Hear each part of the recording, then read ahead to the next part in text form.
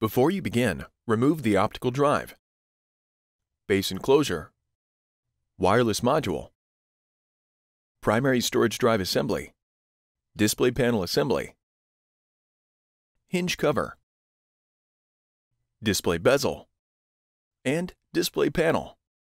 Removal. Important. Make careful note of the routing of the display panel and wireless antenna cables under and around the display panel hinges for later replacement. Remove the 2.5mm P1 Phillips head screw that secures the left display panel hinge to the display enclosure. Remove the 3.3mm P1 Phillips broadhead screws that secure the left display panel hinge to the display enclosure. Remove the left display panel hinge from the alignment pins and retention tabs on the display enclosure. Remove the left display panel hinge. The right display panel hinge is removed in the same manner. Reverse this procedure to install the display panel hinges.